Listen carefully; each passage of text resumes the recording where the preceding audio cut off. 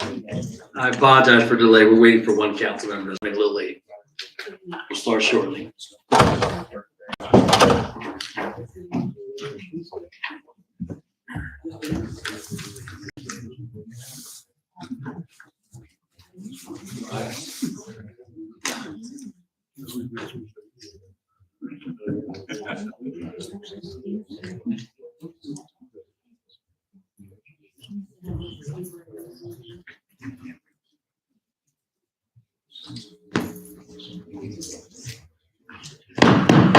Please rise for the Pledge of Allegiance and please remain standing for the invocation by Pastor Jose Juan.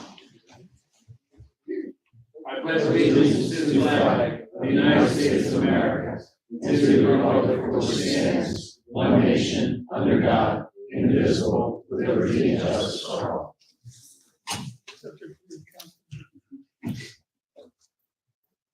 Heavenly Father, again, we thank you for your grace and your mercy. We thank you for another day. We thank you for this Gloucester Township's council, and we thank you that you place each and every member here. We ask that you might be with them this evening as they make decisions for the citizens of this township. We ask that you might lead them and guide them. In Jesus' name, amen. If you could just please remain standing for a moment of silence.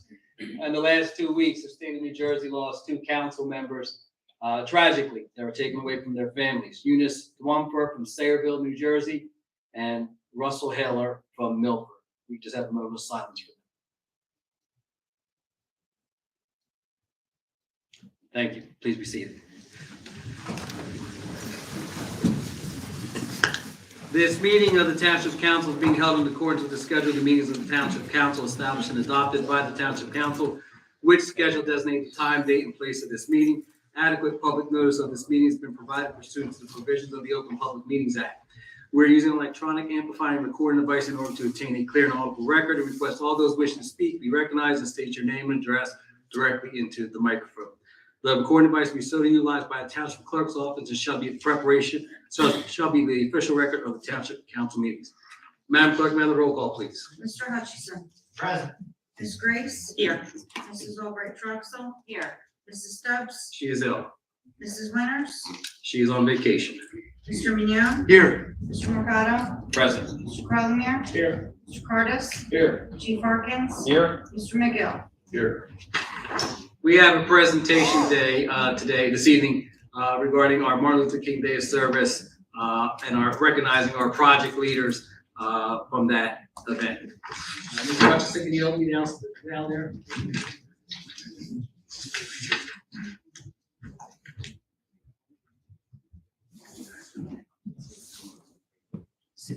Yep.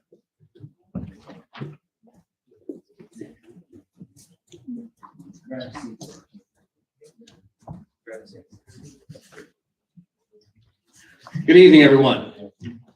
This past Martin Luther King Day of service, the township celebrated our 10th year of running that particular program. And I want to share with you a video from that particular day before we honor our project leaders from that event.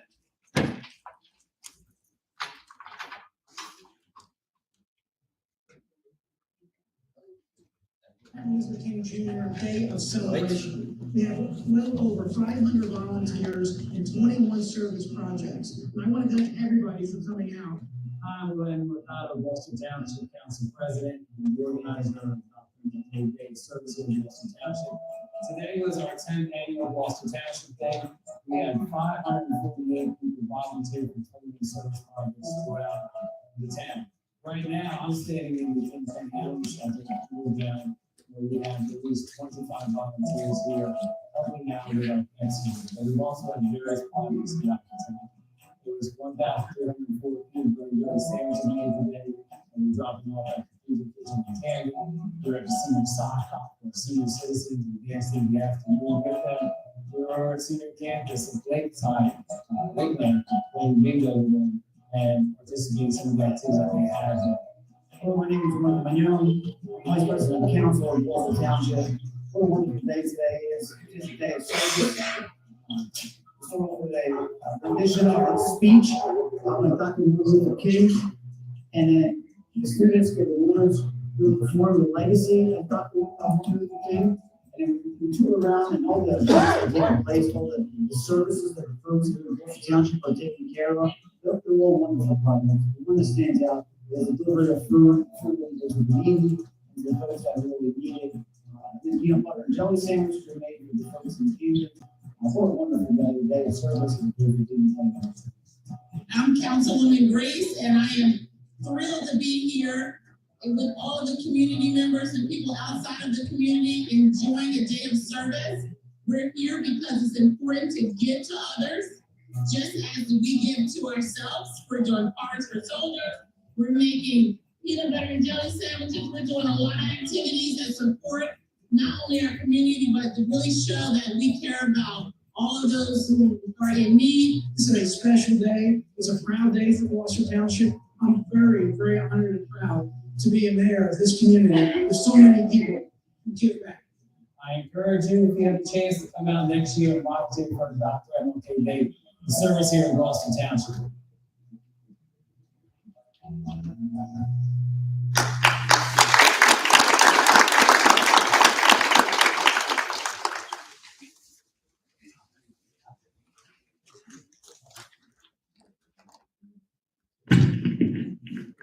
Thank you for your help with that, Nancy and Tom. So I am going to call up each of our project leaders and then talk a little bit about the projects that they did. So when I say your name, you can come up here and we'll stand left to right. Elizabeth Cash. Okay. Rosemary Diskin, who could not be here. DJ Gore and Lee Collins.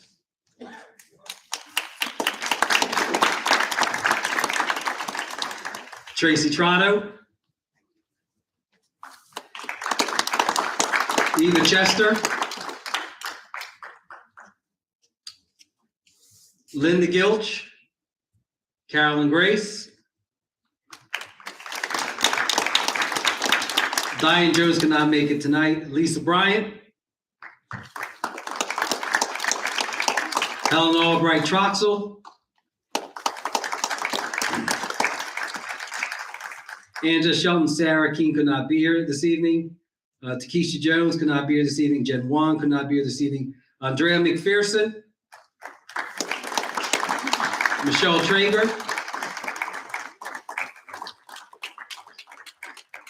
Jen McLaughlin. Kathy McCrae. Raylene Aida. And Mindy Basiglia, they could not be here this evening. Danielle Bracco Saul. Desiree Melendez Mercado. No relation. Chris Rinaldi.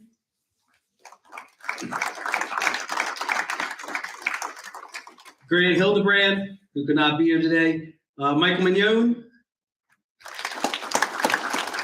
Anna O'Toole. And Diane Piccioni. There she is. Okay.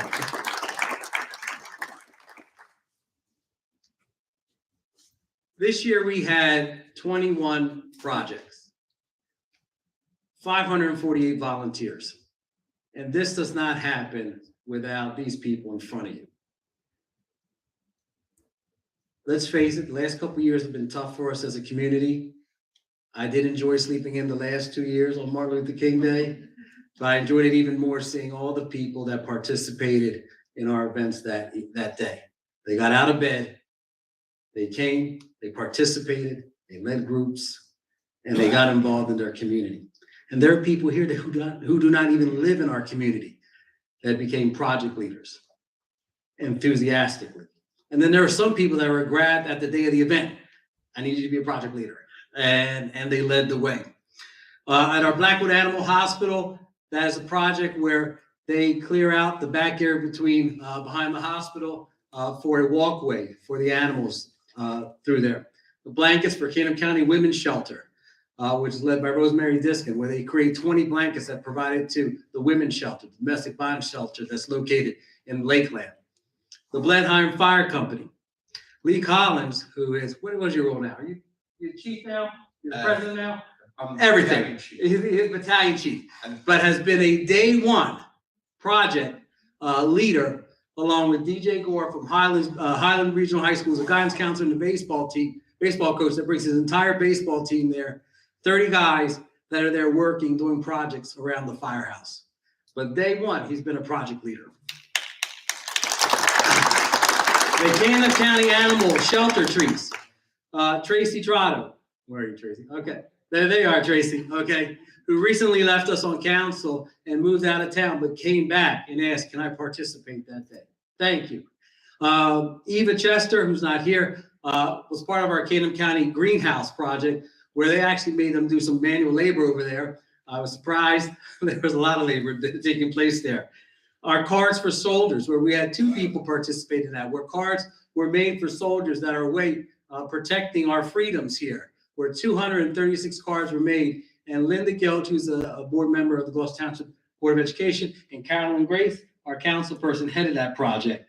Cookies for a Cause, where 500 cookies and brownies were made and attached with little notes that are provided to those that attend the Cathedral Kitchen in Camden City, were delivered that day. CPR training. We saw tragically an NFL football player who suffered cardiac arrest on the football field and was saved by CPR and the emergency personnel that day. This is a project we've had the last few years prior to the pandemic, and we continue it. And Helen, thank you for being the leader for that project. We have Giggle Books, which are books that are designed by our kids, mostly, for kids that are in CHOP Hospital, and they're delivered to them to provide them with little stories and jokes. The Gloucester Township Scholarship Committee 5K, where signs are created for the 5K race that takes place in April, which raises money for high school seniors to attend college here in Gloucester Township. The Gloucester Township Senior Campus Center, where there are a spirited game of bingo, and there's Valentine cards that are made, and they're spending time with the seniors there. There is the Gloucester Township Mayor's Toy Drive. So if you come to our meetings in the end of November, beginning of December, you see a bunch of toys behind us. They're all thrown all over the place. That was organized by our project leaders, Andrea McPherson and Michelle Traeger, that helped organize it along with volunteers to have a type of database and document all the toys that were provided and that were left over. Bear with me. Okay.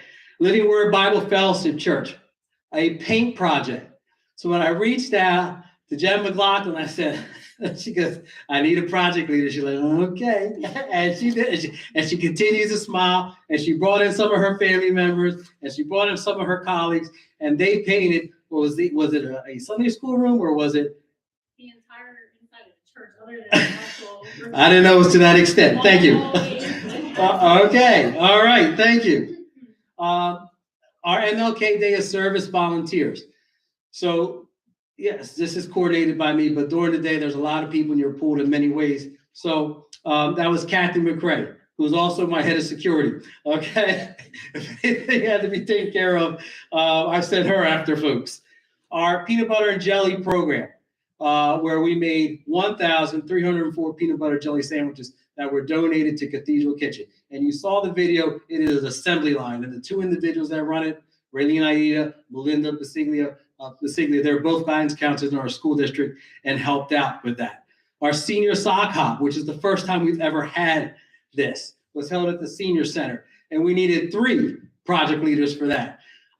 Chris Rinaldi, who was in Florida, he was our DJ. And he gets a text from me on a Tuesday. Where are you, Chris? And Chris is like, yeah, I will do it. I didn't know what the Bristol stomp was till he played it. And a senior was teaching me the Bristol stomp. I had no idea what that was. But thank you for being there. And then Danielle Brocco-Saul, who spearheaded that. And while everybody was watching football the day before, Danielle and her son and myself were setting that up. Thank you very much. And Desiree, who works for the Gloucester Township Public School District, lives in Violent, many counties away from here. But she heard about this. She says, I want to come and do this and help out today. So thank you. 2 people that work at Lewis that are there all the time and have always been helpful since we moved into Lewis. And that is Lisa Bryant. There you are. Lisa's the cafeteria manager there. Lisa's also project leader for the Cookies for a Cause. Lisa shows up. Lisa's not getting paid, but Lisa's helping out with the food that's provided that day. She's helping out with Cookies for a Cause, and she makes sure that things go, that everything doesn't go awry in the kitchen. And I thank you very much for that. And lastly, Diane Piccioni. Diane is the head custodian at C.W. Lewis School. And I just give Diane a floor plan, and she runs with it. And she's a calming presence for me when I need to get stuff done. So I thank you very much for that, Diane, and for all the work that you've done. Each one of you is receiving a certificate. Oh, excuse me, Anna O'Toole. I'm sorry, Anna. I'm sorry you're there. Anna, okay.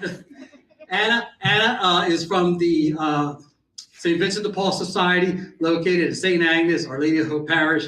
And Anna has also been a day one project leader. We send people over there. We send food that's donated by the people of this community for that event, and she gladly accepts it. She gladly accepts our volunteers. Each of these individuals is receiving a a certificate from the mayor's office, as well as a citation from the 4th District Assembly Senator Madden, Assemblyman Moriarty, and Assemblywoman Mosquera.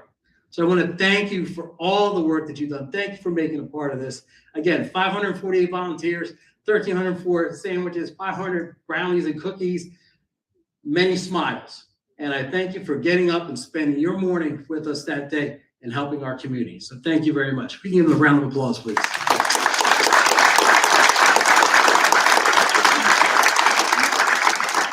You just stay there while I pass these out.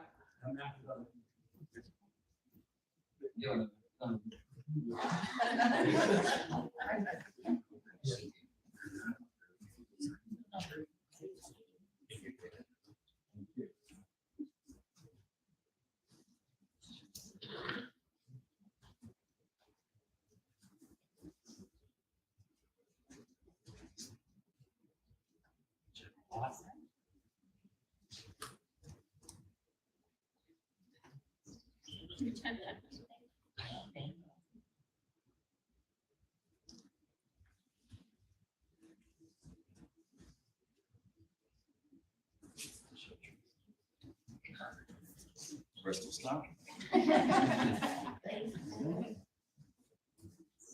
What is that? What does that originate from? Bristol style. It's the 50s? Okay, 50s Danish. Yeah. I should say, we don't know.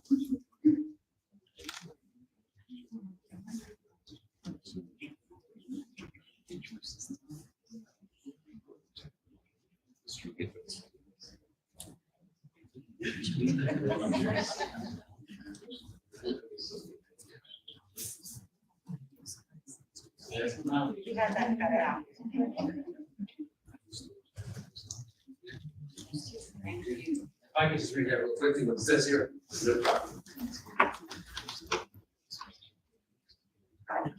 The State of New Jersey Senate and General Assembly citation. Commendations and praises are extended to Lee Collins by the citizenry of 4th New Jersey Legislative District through their elected representatives for being recognized for the 2023 MLK Service Project Team Leader Award. Signed by Senator Fred Madden, Paul Moriarty, member of the General Assembly, and Gabriella Mosquera. In addition to that, in recognition from the Township of Gloucester for your commitment as a project leader for the 2023 MLK Day of Service, signed by Mayor David R. Mayer. Congratulations, everybody.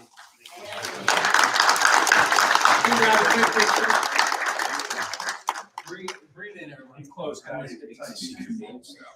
I didn't know what I was doing.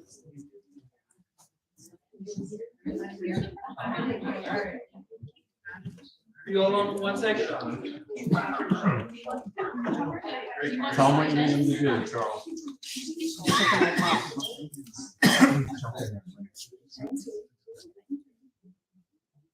And Linda Giltz from the Gloucester Township Board of Education, who I grabbed her 3 days before and said, I need a project leader. And she goes, sure, I'll be there. Linda gets up at the crack of dawn at 4:30 or 5 o'clock, so making it in there at 8 o'clock wasn't a problem. Gotta get close. We won't get you.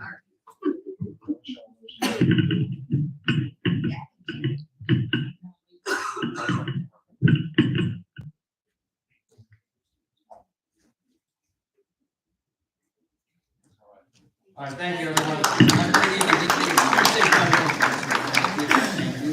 Thank you.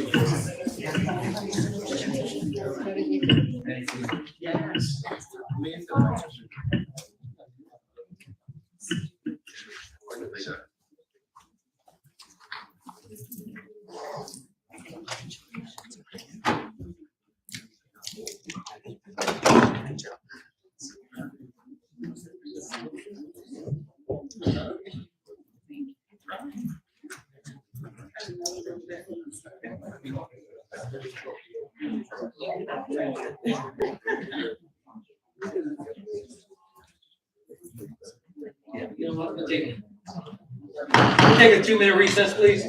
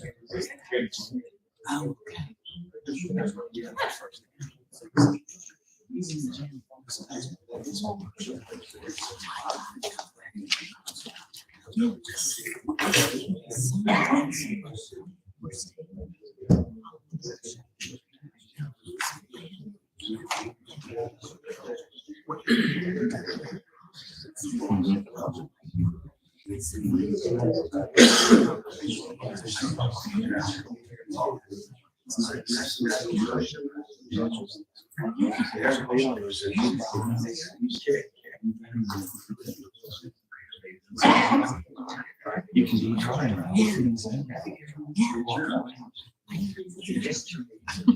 Far away from the tower.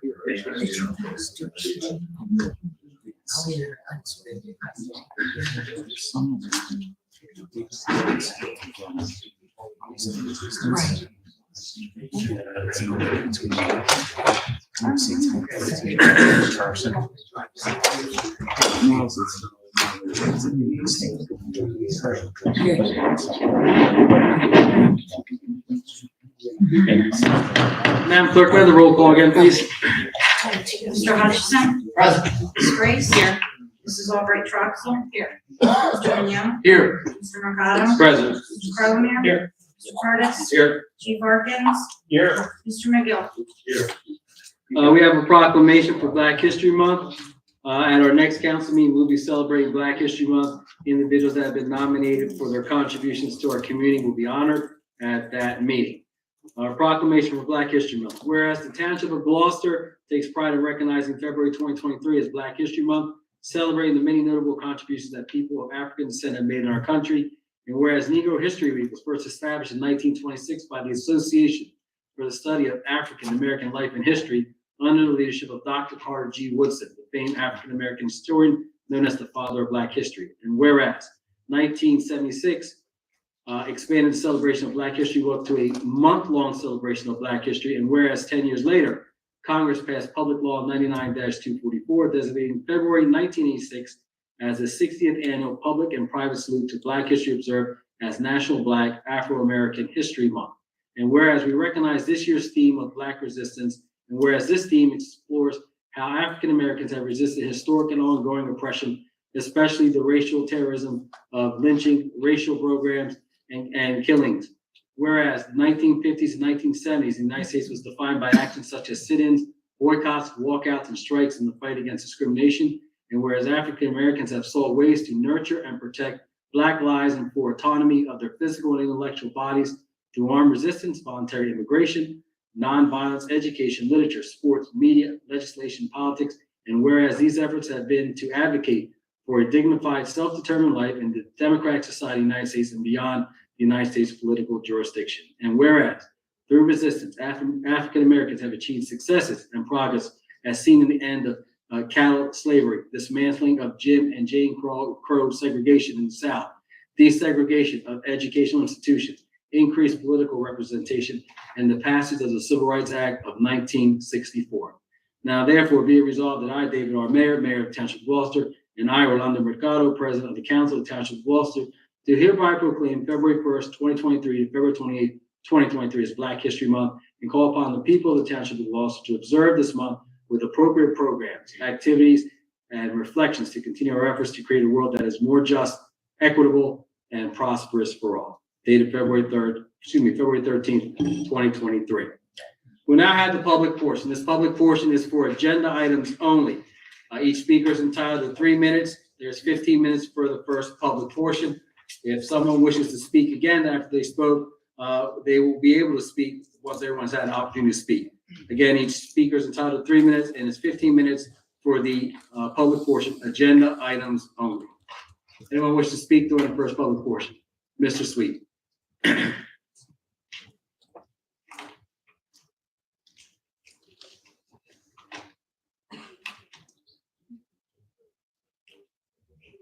Good evening, Council. Sam Sweet from Ariel. Good evening. With the agenda item, is the introduction of the capital budget, is that considered the agenda? Yes. Now, we will have a second reading when we have our second reading, and there's a public hearing for that. Okay, but we can talk about it now. They ask some questions. Yes, absolutely. I had sent Mr. Curtis an email and you an email as well, asking for the breakdown of that I usually get. Okay. I know I can't get it before the meeting, but can I get it after the meeting? Yes, we can provide that to you. Do you have it with you, Mr. Curtis? I do. Okay. That's it. That's all I wanted to know for Okay. now. Thank you. Thank you. Is there anyone else? Ms. Coyne.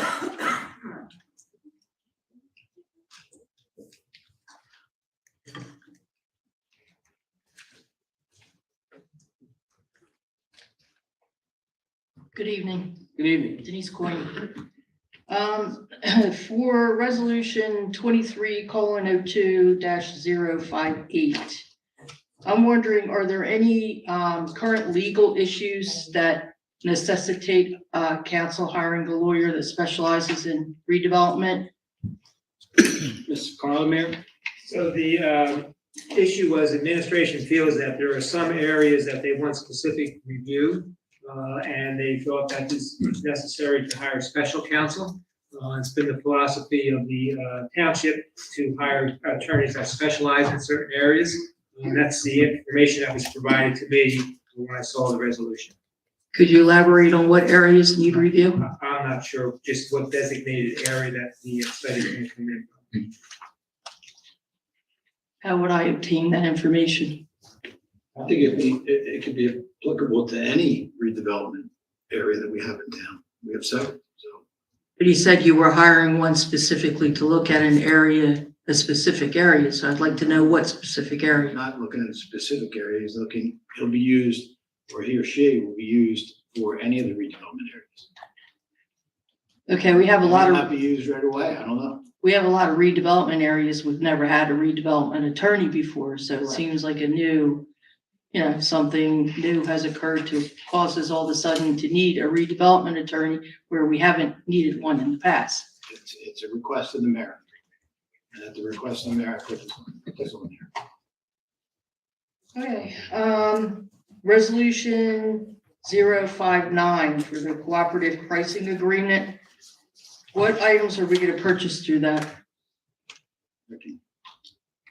Mr. Carter? Computer equipment. And will that allow you to purchase items without competitive bidding or?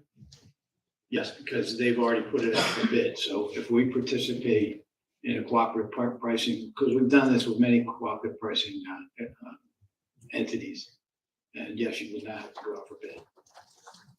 Okay, thank you. There is an agency that does the bidding. Correct. They have to be approved with. Okay, thank you. Thank you. Is there anyone else? Ms. Smithman?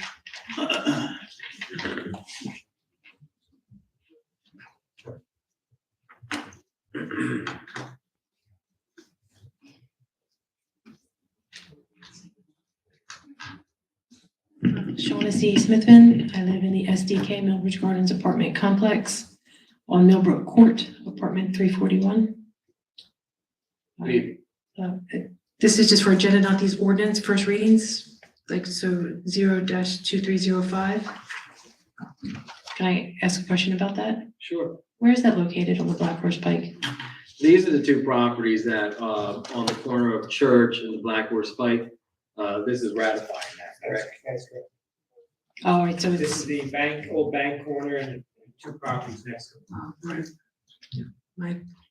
my family owns the Oak Avenue, 34 Oak Avenue, and I think that they owned it up to behind the old Cumberland Farms across the street from the Brick and Block. When I saw Black Horse Pike, I wasn't sure if that was the same place.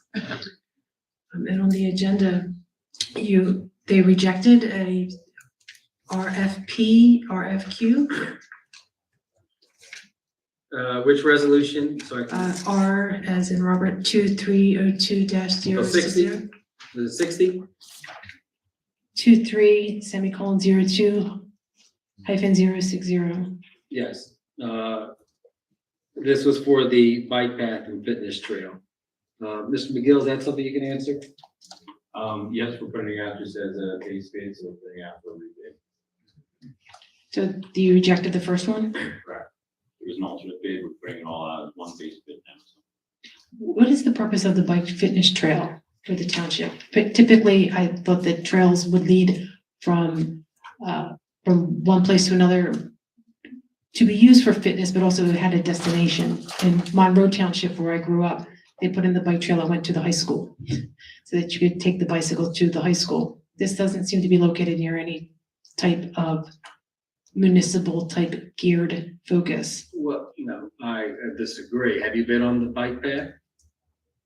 No, I grew up in Monroe Township, but like I Okay. said, my grandmother, Okay. So the bike Harriet path- Fairbanks owned the home, or Smithman owned the home on Oak Avenue. There really wasn't much there. I mean, to go between Oak Avenue to Evesham Road, I mean, it doesn't lead you to the local library, it doesn't lead you to the local municipality. Well, it is a fitness trail and a bike trail, and it has expanded greatly in the last 15 years. It is being, locally connected to Runnymede, and then connected to Washington Township. So if you have a chance, it runs parallel to the Black Horse Pike. You can jump on at any intersection during that part and ride a bike. There's bikes that are available on Church Street that you can take out for free. Just to the township, ride a bike there, or take a walk, or even run. To get to this municipality from the SDK Millbridge Gardens apartment complex, after they repaved the road, they put in additional work in the asphalt. They broke it up and they patched it with stones. There's about a half a mile of road between my apartment and this building to get to this council meeting, where it's just rough stones that, you're trying to walk to get here. And that's without it being inclement weather such as rain or snow. The people that put in the patchwork for the Kelly Driver Road, referred to as Kelly Driver Lane on the New Jersey Transit bus schedule, is covered with stones. That's to get from my apartment to this building to be at this meeting tonight. And you want this bike trail for fitness that doesn't lead to any municipal building, local library, or high school for students to participate in fitness themselves. Maybe they could ride their bicycle to school if they chose, but there's no safe route to get them there. Thank you for your comments. Welcome. Is there anyone else? Mr. Krug?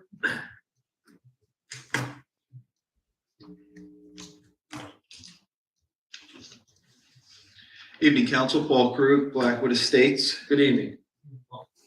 For the purchase of the old bank building and white building next door, is the intent still to demolish the white building and make it parking, and for the old bank building to be a community center / black box theater?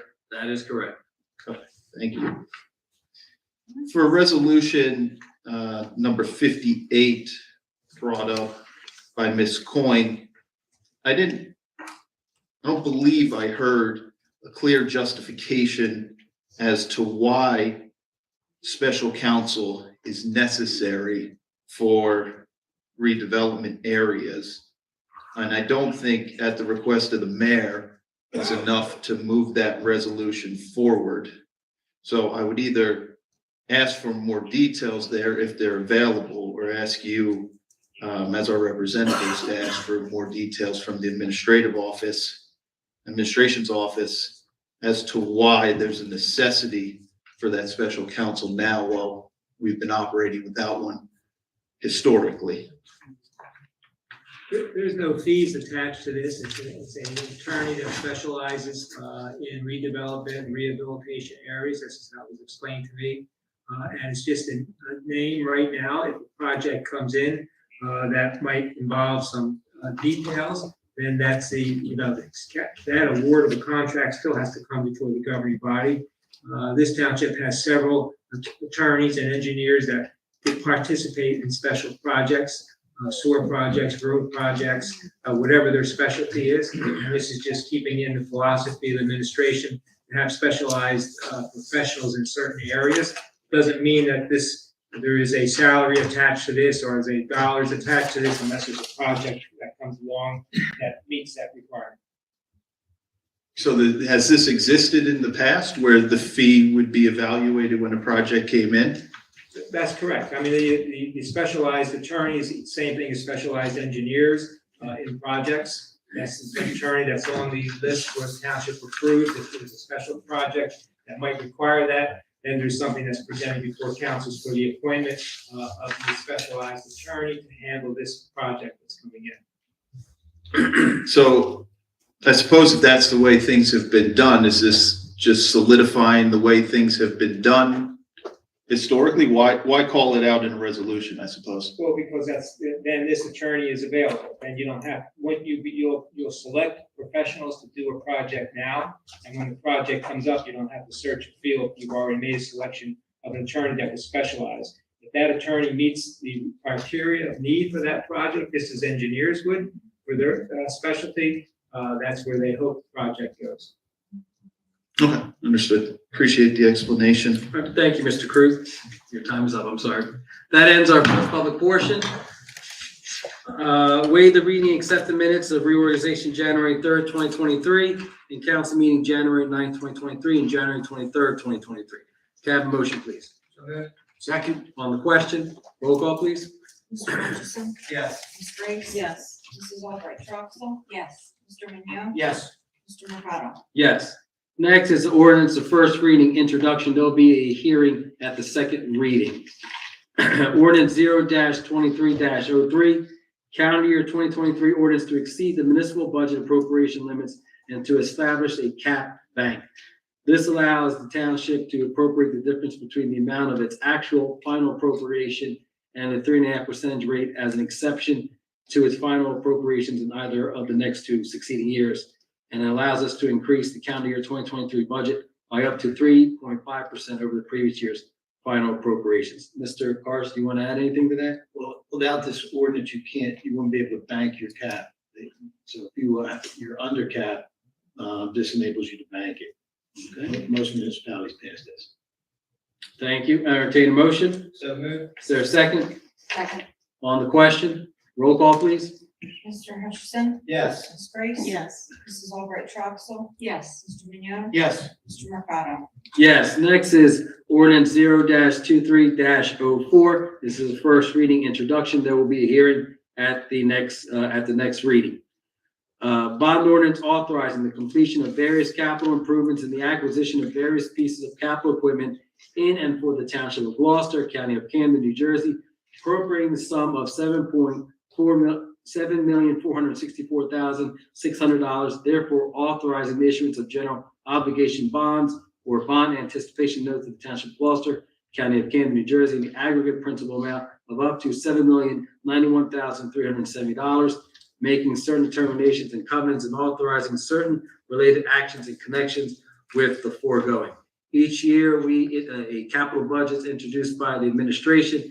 That capital budget includes reconstruction and repaving of various sidewalks and curbs, repaving and reconstruction of various streets, drainage improvement projects, improvements and upgrades to various parks, recreational facilities, installation of street lighting and traffic signals, improvements to the various township buildings, acquisition of heavy equipment for public works, and also the MUA, access improvements to compost and recycling complex, various equipment for the Parks and Rec Department, communication, computer office equipment for the township, and the acquisition of various equipment for the police department, vehicles, communication, ticketing, IT equipment, body armor, and tactical equipment.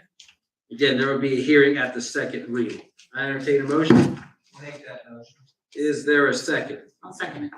On the question, roll call, please. Mr. Hutchison. Yes. Ms. Grace. Yes. Mrs. Albright Troxel. Yes. Mr. Minio. Yes. Mr. Mercado. Yes. Next is ordinance 0-23-05. Ordinance confirming the purchase of real property known as and designated as tax block 11701, lots 1, 2, and 3 on the tax map of the Township of Gloucester, located at Black Horse Pike and having been acquired by contract negotiations. I was stated earlier, this is number 3, 5, and 7 on the Black Horse Pike.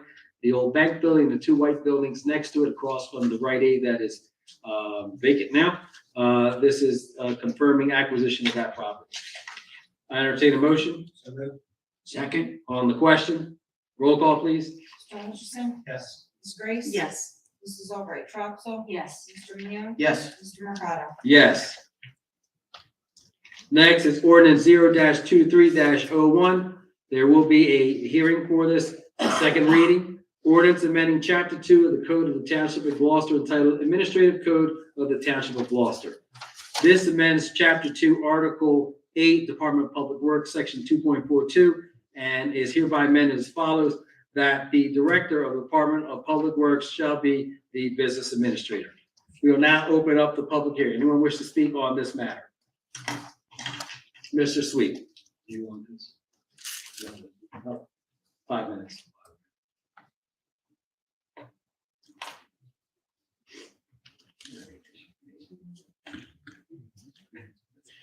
Good evening, Council. Sam Sweet from Ariel again. This ordinance, it's always been there, though. Mr. Cardis has always been the Director of Public Works for as long as I can remember. So why, I mean, for the last like 3-4 years, He's not always been the director of Public Works. no, but for the last 3-4 years, so we're just now cementing this? Correct. Or, Thank you, Mr. Torres. Correct. why wasn't it cemented in the past? Like, I guess what's the rationale for doing it now as opposed to doing it 3, 4, 5 years ago? I'm just a little confused. A housekeeping matter. This was something that was brought to our attention, and we spoke to Mr. Carlemare and Mr. Cardis about this. And this is putting this in place. Okay, and what happens, I know it was brought up and I know this, what happens if he retires? Does the next business administrator then become the Public Works as well, or is this just in reference to Mr. Cardis right now? It's in reference to the business administrator being the director of Public Works. So whoever becomes a business I would administrator, imagine if that is advertised, that position and the job description, I would imagine that it would include that the director, that the business administrator will also serve as director of Public Works. okay, all right, thank you. Thank you. Is there anyone else? Mr. Krug.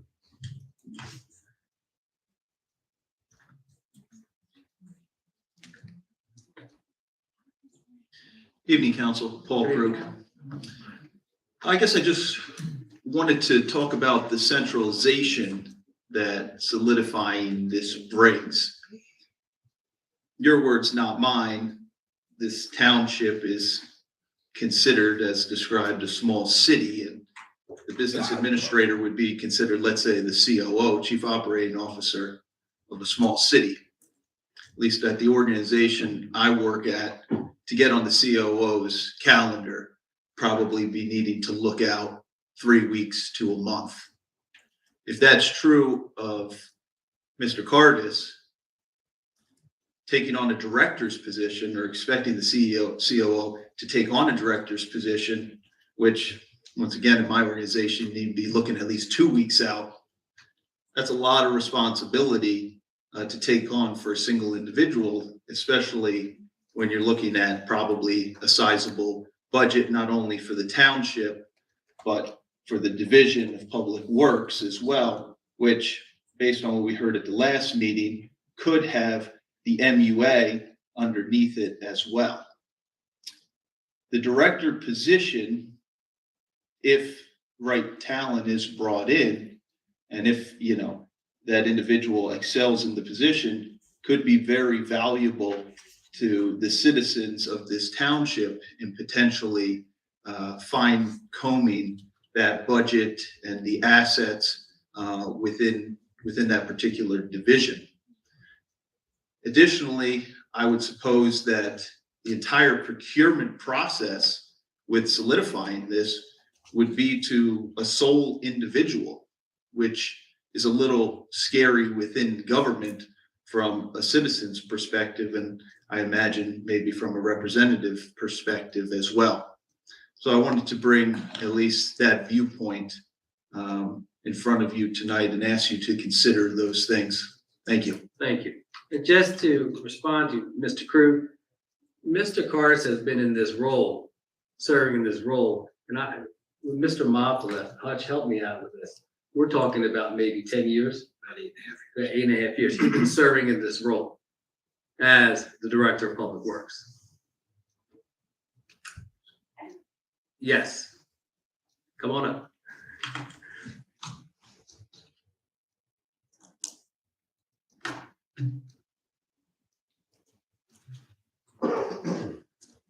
Hi, good afternoon, Dina Hendry, Summerdale.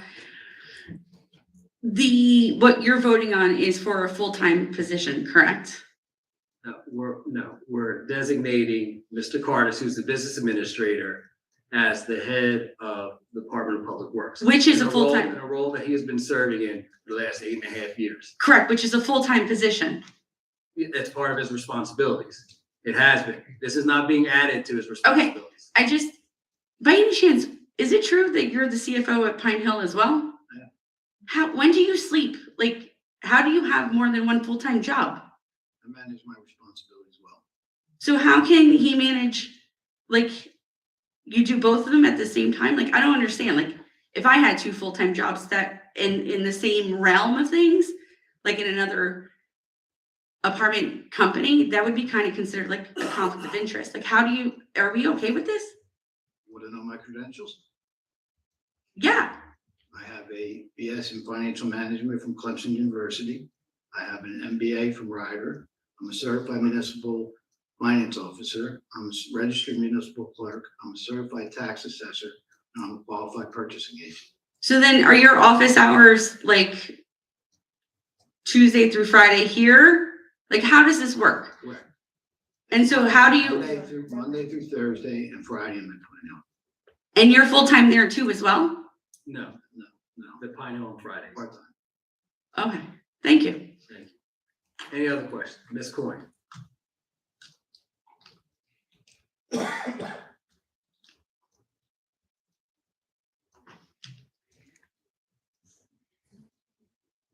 I'm wondering if this ordinance has anything to do with the MUA, the potential dissolving the MUA and moving it over. No, it has nothing to do with that. Again, he has been serving this role the last 8.5 years. I understand that, but Okay. now you're making it official, so I just wondered if it had anything to do with the MUA moving over. Does not. Okay, and the last question I have is, from what I understand, Mr. Cardis, you're the purchasing agent, correct? Correct. And you are the business administrator, and now you're gonna be in charge of Public Works and possibly also MUA, correct? Possibly, yes. So that means that you're the sole person handling the budgets of all these entities? No, I have assistants. Okay, but I mean, you're the sole person responsible. I mean, you're the head person responsible for all of them, correct? Ultimately, when the budget is presented to the mayor, we typically work on it and then we present it to the council. And that's in all positions. So that's a yes, correct? Correct. All right, so before, I mean, as the MUA stands right now, who handles that budget? That would As be, it stands right now, the Yes. MUA. So it's another set of eyes separate from Mr. Cardis. As it stands right now, yes. Okay, thank you. Is there anyone else that would like to speak that has not spoken already? Mr. Sweet, you'll be the last speaker.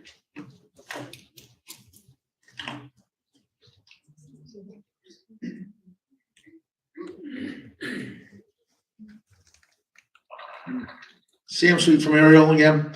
I think that where Denise or Ms. Coyne and Mr. Krug were saying, is there a system of checks and balances? Because when the budget comes out, the actual budget, the division heads meet with Mr. Cardis or send you an email or something along those lines of, hey, this is what, our wish list is. We want, the Chief Harkins, you send them stuff that you need for this year's budget. Public Works will do it, MUA used to do it. So there's no system, we're eroding the systems of checks and balances because now, excuse me, Mr. Cardis is in charge of, I know he's been doing it, but now it's just coming to light. He's doing Public Works. So he's now telling the administrator, who's himself, on what Public Works wants, and he's also the purchasing agent. So there's no checks or balance there because he can say, well, this printer that Public Works wants is $1,500. Okay, that's a good price. Is there any checks and balances that concern council at all? Again, I'm not concerned. He's been doing this for the last 8.5 years as the director of Public Works. There are supervisors that oversee specific parts of it. We have streets, recreation, we have that oversees our fleet. He also oversees recreation. Recreation falls under Department of Public Works. Okay, they have 2 supervisors. There's supervisors in all those different departments there. That Mr. Carson's not going out there setting up the soccer net. Okay, he is overseeing these specific departments. These supervisors are reporting to him, and that is the role that he's been playing for the last 8.5 years. Well, I understand he's been playing that role. So but I'm okay with that. I'm confident in his ability. it's to just do it. coming to light though that now all of a sudden, It has not come to light. He has been the director of Public Works for the last but 8.5 years. we didn't know that before I'm sure you did. to a certain extent. Mr. President, just to correct how that works, I report to the mayor. The mayor and I meet with Mr. Cardis. I present my needs to the mayor, who then brings it forward Mr. Cardis and we meet about it, just so that's clear. I report directly to the mayor. Thank you. Okay, thank you, Chief. But then Public Works, Mr. Cardis is having him, I'm not trying to be funny here, but he's having a meeting with himself to say what Public Works wants. No, he's not. He's speaking to each of his supervisors. Okay, but Okay, then when he's you also, get the capital budget, you're going to see the different categories that are listed there. And each of the categories of what is being asked by each of those supervisors. but then he's in charge of those supervisors. Yeah, but it's also being cut down in consultation with the mayor. This capital budget exceeded, it was doubled, it was over $10 million. About 12, okay. Okay, well, I'm just, like I said, it was a concern of checks and balances. And I just, just want to reiterate again, he's been doing this for the last 8.5 years. It's just putting in the ordinance that the business administrator serves as the director of Public Works. and just because he's been No doing, additional money, not a new appointment, he's been doing this. and just because he has, and just because we weren't aware of it, doesn't mean that we don't have questions on it. So, More than welcome Okay. to ask questions. Thank you very much. thank you. With that, we'll close the public hearing. Entertain a motion. Is there a second? Second. On the question, roll call, please. Mr. Hutchison? Yes. Ms. Grace? Yes. Mrs. Albright Troxel? Yes. Mr. Mignon? Yes. Mr. Mercado? Yes. Next is our consent agenda. Any council member that would like to have any item removed, please speak up. Hearing none, entertain a motion to accept the consent agenda as presented. Second. On the question, roll call, please. Mr. Hutchison? Yes. Ms. Grace? Yes. Ms. Albright Troxel? Yes. Mr. Mignon? Yes. Mr. Mercado? Yes. We have a few GTE Gov access emails. Bear with me.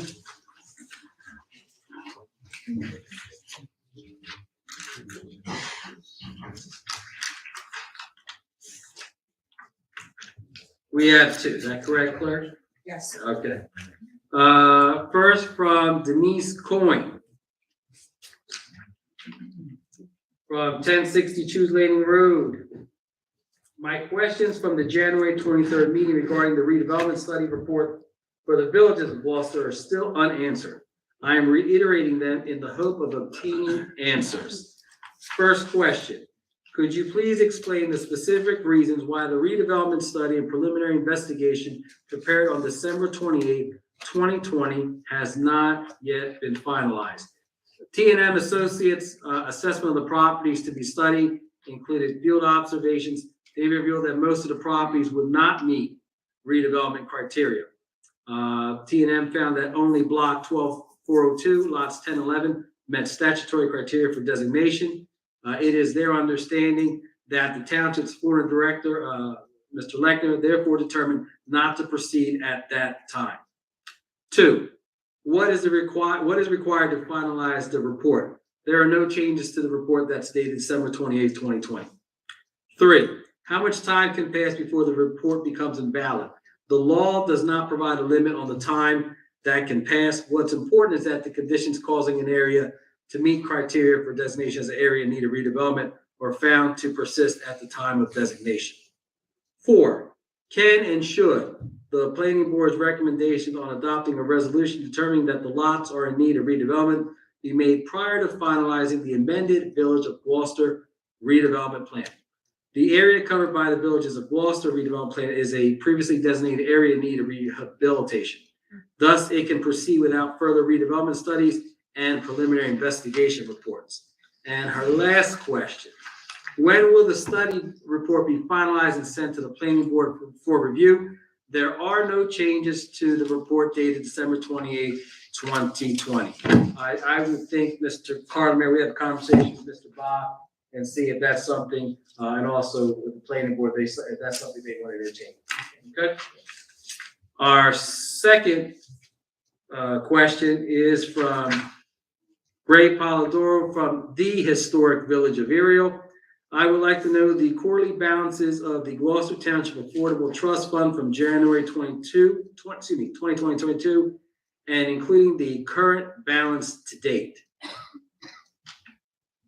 The first quarter of 2022, $1,371,905.62. The second quarter, $1,542,490.06. In the third quarter, $1,652,430. Let me read that again. I'm sorry. $1,652,413.46. And in the fourth quarter of 2022, $1,994,223.97. The current balance is $2,040,685.97. Mr. Polidoro, if you want them sent to you an email, we'll forward that to you. We'll now open up the second public portion. This is for any item that anyone wishes to speak in the public.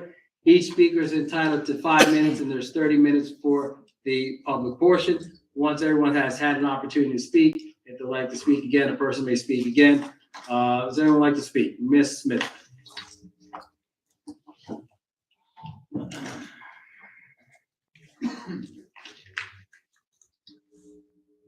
So I'm going to go, as she's walking up, I saw a show ahead. I saw Mr. Krug, the gentleman here with the MUA, okay? Ms. Coyne, Polidoro, and Sweet. In that order, okay?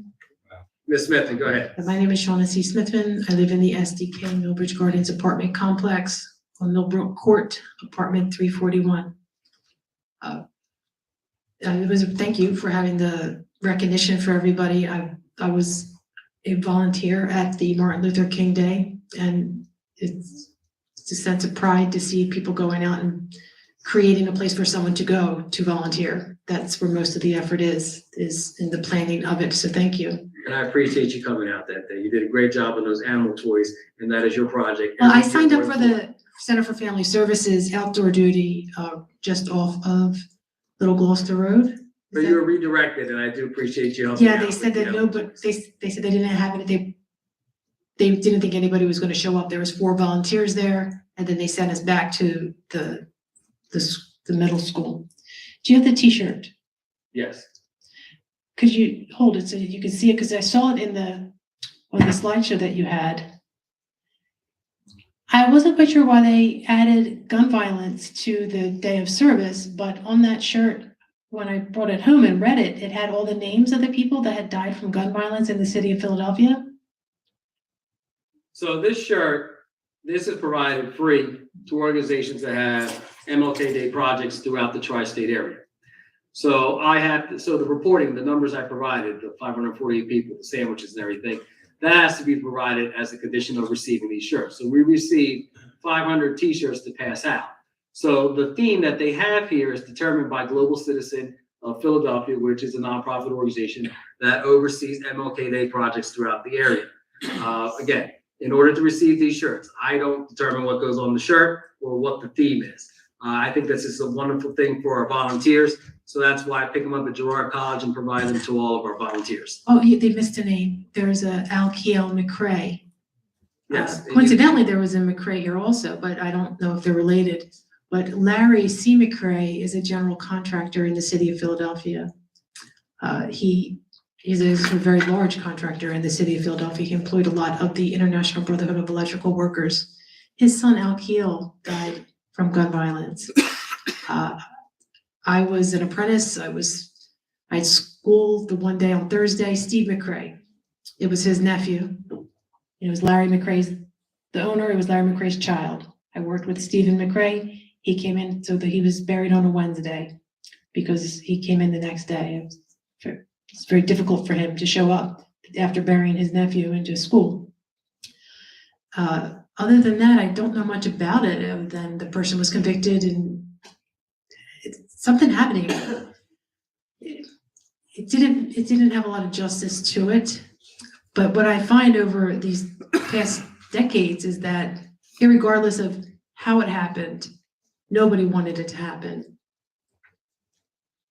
But you left his name off the shirt. So if you could hold it up, you could see where I stitched the name onto there. Did you see where I put it? Yes, thank you. I don't know how to spell Alkiel, so rather than spell it incorrectly, I just put A, McCrae, because I wasn't sure if they called him Al. I didn't want to insult him. Like I said, I didn't know the man that well. I just worked with his father, his nephew, two of his cousins, I think. But yeah, the name was left off of there. So thank you for recognizing the people that were there and volunteering, but the shirts that you gave out were missing a name. If I could, once again, it's very important for people to be able to identify the local police and the local fire departments for whatever reason, especially for children or people that are new to the country or city.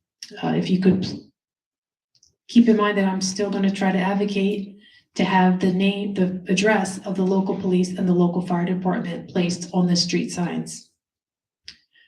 That would give everyone access to the local police and the local fire department to prevent them from things that can escalate into more. There was several instances when I was growing up, I think I was about 9 years old, there was a boy that was molested, and technically speaking, he had access to the local police or the local fire through something as simple as a letter, maybe there would have been less complications. For the most part, I think that the blame just went everywhere. I know my household was ripped apart, even though it had nothing to do with me. There was a boy, William Feeney, he lived a couple doors down, and there was actually two women that were much older in his life. Both of them bore his child. I don't think he had access, the family, to the local police or the local fire. There was something in there that prevented them from going to the authorities properly so that they could, get counseling. Nobody wants to crucify anyone. Just to get counsel for the situation. The counsel became getting away with it. And that's why you have somebody like me standing here bothering you all the time. Because Well, thank you for your comments. things get shifted. Oh, you're welcome. Thank you. Mr. Krug?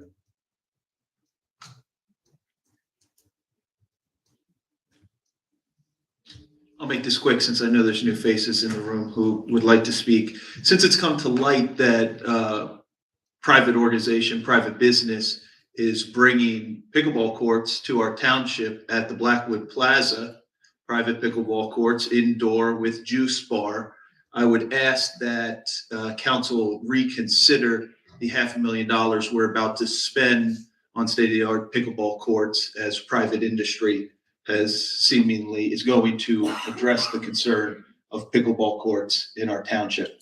Thank you. Thank you. Yes, sir. Sorry to point at you. I don't know your name. That's fine. Good evening, council. Anthony Calabrese, Blackwood. Hi, Anthony. I'm a current MUA employee as well as a shop steward for the Teamsters Local 500 there. It's been about, I'd say 3, maybe 4 weeks since the employees themselves have found out about the dissolving of the MUA and the absorption by Public Works. One of the questions that I had was, and I know there's a lot of moving parts to it. I know it's still not 100% in effect yet. What I was wondering is, we've all been, for the most part, we have about 30 plus employees there, and we've been essentially left in the dark. I don't know if we could set up a meeting to talk about anything going on, because obviously there's a lot of big questions when it comes to this: job security, seniority, not to mention the retirees that we've had from there. And we're all kind of just sitting. So I didn't know if there was anything that we can do to at least open the door. I did send a letter last week, but it was on Thursday, and more than likely you guys probably didn't get it yet, but I figured if you did, I'd put a face to the letter. But just try to figure out how to initiate any type of communication. That way we could, excuse me, that way we can at least get some sort of mind to it, especially because it's, like I said, I know it's a lot of moving parts, but there's also a lot of people that are going to be affected by this. Yeah, thank you. Mr. Cardis did share with me, he did receive your letter, so he kind of read it to me before I got to the meeting, Anthony. Yeah, there are a lot of moving parts. And there's a process, a package that would have to be put together to go to the local finance board through the state of New Jersey. They have to approve this. Correct. It is my hope and everyone's hope here that that we're able to move forward, but also that no employee of the MUA loses their employment. That no employee loses their employment. And I know that there's, where we're going to be, how, what's going to happen, all those things. And so as we're able to grab more information as we put this package together, I think that's a conversation that Mr. Cardis, along with the leadership at the MUA, should have, and invite me as well. I should be participating in that and having a conversation with the employees of the MUA. Okay. And I don't know if you know, I'm the liaison to the MUA, so I'm there for the monthly meetings. And I know the great work that you do there, all of you that you do there. It is a well-run organization, and that's something that we're going to continue and hope to continue. But I know there's a lot of questions that are up in the air, and there be some rumors, a conjecture, innuendo, and we want to dispel that as much as we can, and make sure that you have all the answers that we can provide you. But again, we're putting this package together to go in front of the local finance board. So some of those things, the financial aspect of that has to be cobbled together. And Mr. Cardis is working with legal counsel to move that forward. Now, and I know you guys might not have the answer to this, but do you know when that goes up to the financial board to be voted on? Do you have a time frame? Yeah, I believe we're looking to submit the application by March 15th. Okay. And hopefully get on their agenda for their April 15th meeting date. So that I believe that's our schedule right now. Okay, because I know it was brought up in the last meeting. It said the effective date was April 30th. Now, obviously, that it's not a set in stone date. No.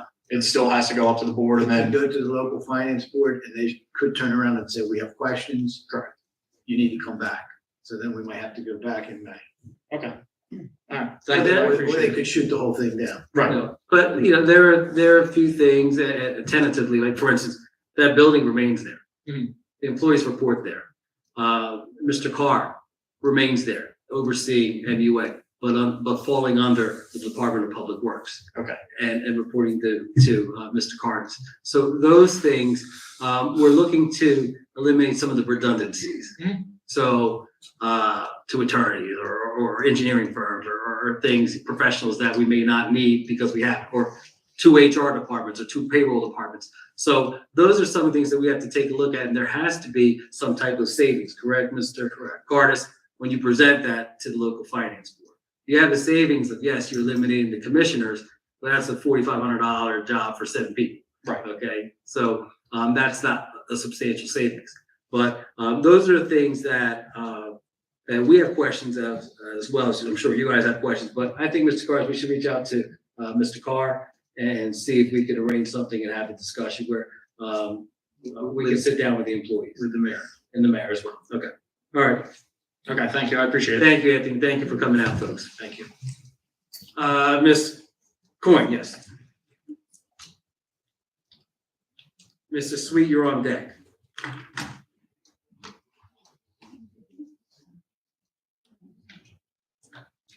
Regarding the study for the Village of Gloucester, Please state your name, please. Denise Coyne, the study for the Village of Yes. Gloucester, you asked Mr. Carlemere to ask, I think you said T&M Associates, about possibly sending that to the planning board? Did I hear that correctly? Steve Bach. Have a Steve Bach. conversation with Mr. Bach, not TNM. Okay. Bach. Because it's my understanding, if I understand redevelopment law correctly, council sends that to the planning board, correct? Well, if it's in a study process, it's already, in a sense, been sent some time ago to the, through the professional to the planning board. But council can't adopt a zone until the planning board is in accord with that recommendation. Right, so once the study's completed, council sends it back to the planning board for their opinion as to whether or not it should be made a Or it can go redevelopment. direct to the planning board. It's already been initiated in that process. That's why it's in a professional's hands. So it's already been initiated, that process. So it'll get presented to the planning board. Planning board is in accord with recommendation. Now it'll come back to council, and council takes it. So why would we need Mr. Bach to decide whether or not it goes back to the planning board? He's gonna have a conversation with Mr. Bach regarding the plan, okay? And whether that is going to be reviewed with the planning board. That's how I understood the question. Okay, but my question is, why do we need Mr. Bach to do that? Because according to the redevelopment law, that's council's role, once the study is complete, to send it to the planning board. It's not up to the engineer to Mr. send it to the Bach, in planning board. consultation with the chairperson of the planning board, will have a conversation with Mr. Carlemere Regarding what? I don't understand. regarding, this plan, Regarding sending it to the planning board? regarding the plan. They'll have a conversation, Ms. Coyne. If nothing else, it gets the plan moved. That's how I took the direction, Yes. to speak with Mr. Bach, to get an update on what's happening with this proposal. What stage is it in? Has he had any review or any input on it? Can he speak to the professionals? And what's the status of this project moving to the planning board? That's how I understood the question. Okay, but the taxpayers paid $23,000 for a study that was done. T&M Associates did it. It's done. All it needs to do is go to the planning board for the planning board to state that these lots do not qualify as a redevelopment zone. And then it comes back to council and it's not a redevelopment zone. Not being sent to the planning board, it's in limbo. Time's going on, conditions are changing, the criteria used to judge those lots are changing. The master plan changed. So pretty soon that report's gonna be worthless. And the taxpayers wasted $23,000. So I just don't understand, and you're not giving me a good reason as to why this completed report that the taxpayers paid $23,000 for is not being sent to the planning board per redevelopment law for their review. The explanations you were giving don't make any sense. They're not transparent. No, I'm being transparent. I'm asking him to have a conversation with Mr. Bach in consultation with the chairperson of the planning board. You just don't like my answer. No, I'm not giving you I'm what you asking wanna you hear. to explain why that's being done. Okay. And Mr. Carler explained my direction and going forward. So he'll have a conversation with Mr. Bach and the chairperson of the planning board. And maybe you can send another e-gov or ask a question at the next meeting about the progress of that conversation. Okay, Again- because at the last meeting, you told me that we would see that being sent to the planning board soon. Okay. That's what you said at the last meeting. Now, this meeting, you're saying Mr. Carlemere has to check with Mr. Bach, who has to check with somebody else. So it I just, said it would go soon, and, okay, I don't recall, but if I did, I did. So, so at the next meeting, I hope to have a progress report for you. Thank you. Thank you, Ms. Coyne. And we still have planning board memberships if you'd like to be on the planning board, Ms. Coyne. Mr. Polidoro.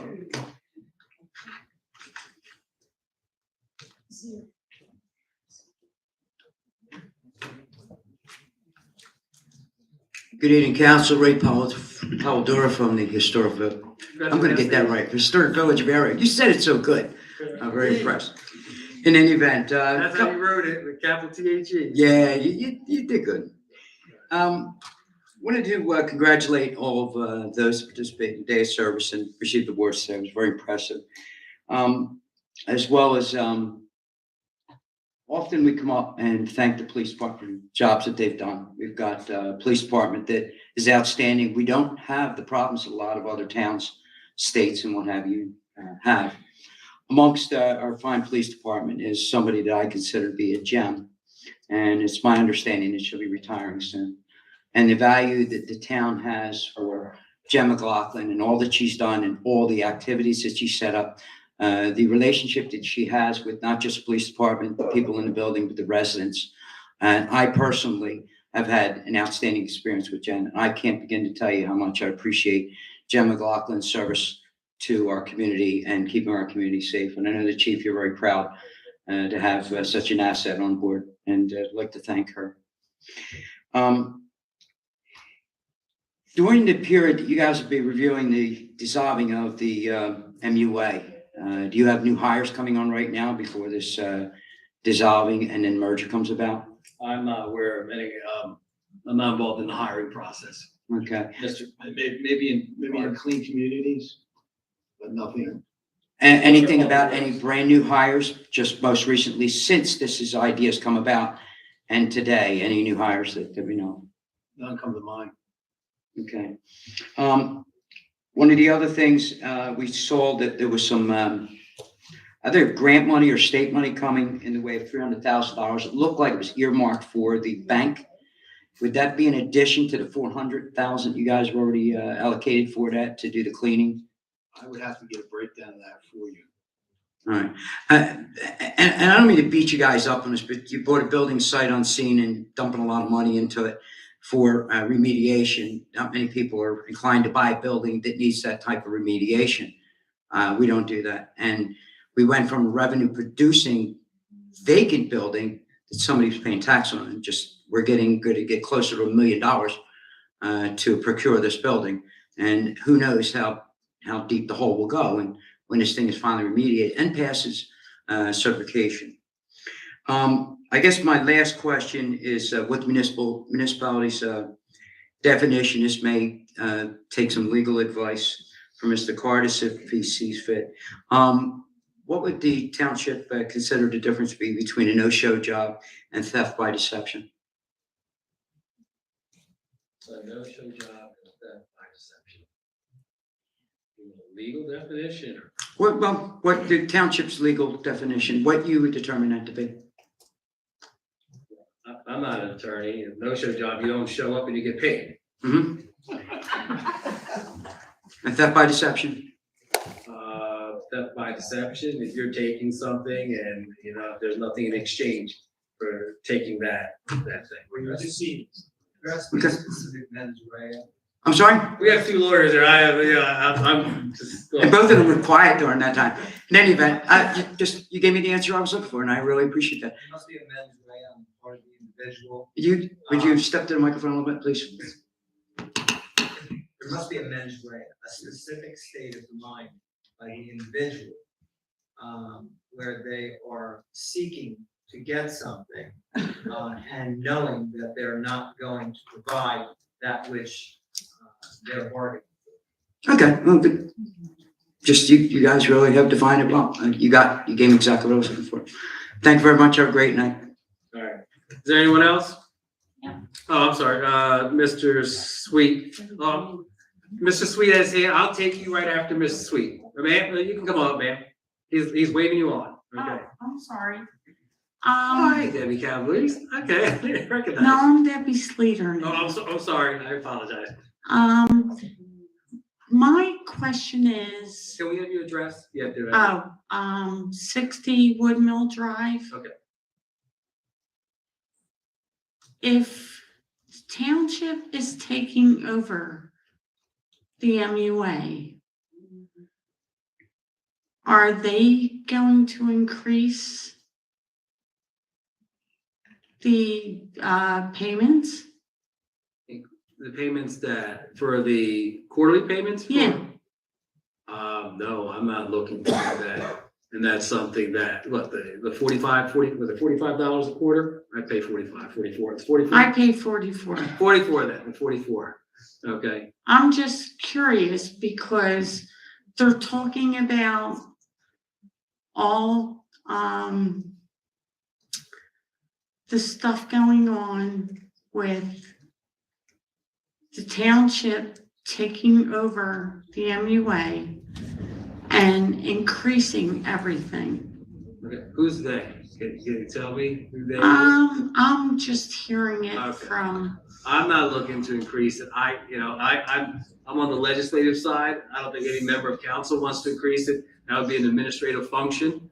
But I'm not looking, I don't think the township should be increasing fees for residents.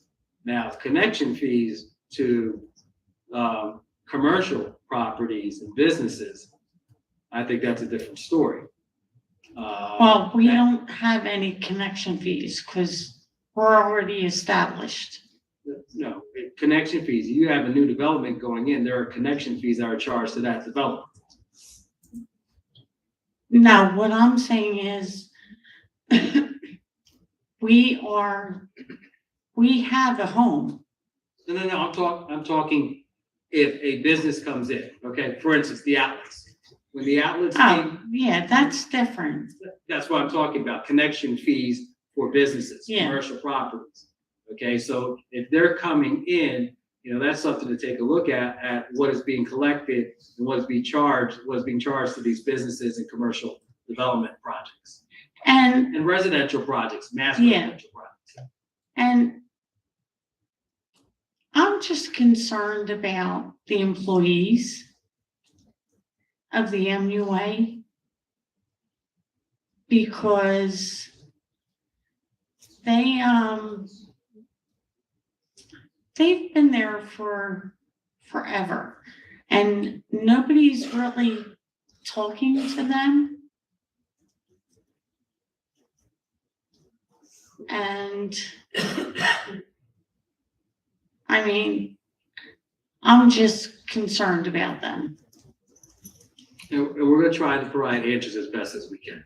And that's why when I said that to Anthony, Yeah. your shop steward, and hope that Mr. Cardis, along with the mayor and your executive director, and Mr. Calabrese, the chairman of the MUA, possibly we could all sit down and have a conversation with all the employees. That would be nice because apparently nobody's talking to them. So that's my say. I'm sorry. Thank you, Debbie. It's good to see you again. Mr. Sweet?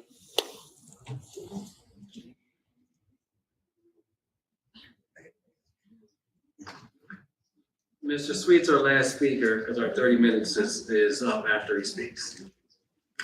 Good evening, Council. Sam Sweet again from Ariel.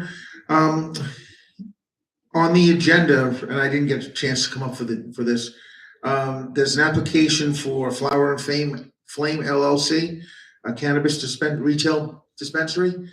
Does council have any plans to limit any of these? I know it's just an application going to the Cannabis Regulatory Commission and then they come back to council. But this is like the 5th or 6th one. I might be off on my of people that are applying for these to come to the township. You know what? You're right, Sam. You've asked that before, and I agree with you. We can say we're going to take a look at that. Mr. Parliament, let's take a look at the current applications that we have and the resolutions that we have passed supporting those applications, and get an idea, a sense if we're able to limit that. I thought The ordinance doesn't provide, you have to amend the ordinance. okay. All right. I mean, I'm just wondering, are we gonna like just take every application and have 6, 7, 8, 9, 10 if they're all approved? And for those that are new that attended, when someone wants to put a dispensary or cannabis distribution, whatever, a resolution has to be forwarded, has to be approved by council for their application to go forward. That does not mean that that project is moving forward because it has to meet regulations set by the state of New Jersey. Similar to if you're having a bar or a restaurant with a liquor license, you have to satisfy certain requirements. So, but imagine if we had 6 or 7 that we passed and all 6 or 7 come through. Then someone could be put out of business because, and then we have an abandoned building and everything else. So I'm just kind of was wondering if there was a plan for that. I think we should look into that. So I'm glad you brought that up because I thought about that a couple weeks ago when I was running. I said, we need to take a look at it. So I'm glad you brought that up and spurred my thought process again. But yes. That was it. All right. Thank you. Thanks. Sweet. You wanna hang there for a second? All right. That ends our second public portion. Polling of directors. Mr. Carly. Nothing to report. Mr. Cardis. Nothing to report. Chief Harkins. 2 things just to report. Yesterday, I would ask everyone to keep in their prayers. We had a fire at Lakeview Apartments yesterday of a woman who is in severely burned, critical condition. We had 2 police officers that suffered smoke inhalation in the attempted rescue of the woman. Our fire department came and extinguished the fire. 2 officers are proud, happy to report they were both treated and released last night. But this resident of our town is in bad shape. She's over at the Jefferson Burn Unit in Philadelphia. And the fire was contained to the one apartment, so we were lucky that it didn't spread too far. So just want to inform council about that. The second thing is I just want to introduce, as Ray had mentioned, unfortunately, we're trying to talk her out of retiring. I can't get anywhere, but Jen McLaughlin will be retiring. But I do want to introduce Patrolman Charles O'Rennick, who's been assigned to the Community Relations Bureau. He's going to be coming. He's a very experienced officer, has been out on patrol duties in the patrol division, but he's been transferred, and you're going to be seeing him at council meetings, and he's going to be assisting, taking on some of the roles, along with Jim Walden, who's in that position as well, Jen's partner currently. And so you'll be seeing Charles here at council meetings in the future. Thank you. Have a good night. Thank you, Chief. Mr. McGill. Thank you. Mr. Hutchison. Thank you very much for coming. Ms. Grace. Thank you all for coming out, and Jen, wonderful, you've been great, so I'm gonna miss you. Hopefully you stay close. And welcome, and again, Chief, all of you, thank you for your service. Thank you. Mrs. Albright Troxel. Yes, Jen, we are going to miss you in more ways than one. You've done a lot for our township, both as a policewoman and also as an individual resident. And can't thank you enough for that. And congratulations to Mr. Rennick, getting more responsibility. Really appreciate that. We appreciate our police in this town because we live in a very safe town. We also, I very much appreciate Public Works and everything that they do, and the CCMUA and the MUA too. And Anthony Calabrese, thank you for coming forward and speaking on behalf of your group. As a former union president, I really appreciate what you did. Thank you, and thank you all for coming out. Mr. Mignot. I want to echo that what Ms. Albright Troxel said. Thank you all for coming out, safe going home. And I want to congratulate all, not only just the project leaders tonight, but the volunteers who make it happen. I also want to thank Councilman Rinka Mercado for putting it all together. It's a quite a duty, but it gets done, and it's a great event. It's a great time. And I also want to say congratulations, Officer McLaughlin. Best of luck in your retirement, and we do look forward to working with you, Officer O'Rennick. Everybody have a great night. Be safe. Thank you. Mr. Mercado. Thank you for coming out this evening. Mr. Mignot, I forgot to talk about your contribution that night. That's all right. He's a project leader for St. Agnes, delivering food there using the rec van from the town. He also drove me down to Camden to drop off the peanut butter and jelly sandwiches. And then he had some Puerto Rican food with me in the restaurant down there. He picked out. And but thank you very much, Mr. Mignot. My favorite Jen McLaughlin story is the first year we had trunk or treat, and I was expecting, that was the year 2014, I was expecting to have maybe about 100 people in the park, and it was Jen and one other officer. She goes, "We're the only ones here with guns," as there are about 1,000 people in that park. But she was calm, cool, and collected, called some other folks in, and it worked. And the following year, she made sure that it was completely changed the way we ran trunk or treat. And it's been a fabulous success, and that's been part to you, Jen. So thank you very much, and good luck on your retirement. I want to thank all the project leaders and those that participated, and also the chief. I do appreciate, and I say this all the time jokingly, but and you never have to register, but he brings about 30 of our finest police, men and women, that participate that day. And you saw the video, the chief in there, eating some peanut butter. Making peanut butter jelly sandwiches. But thank you for bringing them. And I say you don't have to register them. I said so, but it's great to see them and see that they're part of our community as well. Again, please think of the families of those two council people that were tragically taken away for their families. I received a few phone calls over the last few weeks, the last 2 weeks about that. They were trying to do the best for their community, and unfortunately, they were taken far too soon from their families and loved ones. So please keep them in your prayers. And with that, I entertain a motion to adjourn. Is there a second? Second. All those in favor? Aye. Have a great evening, everyone.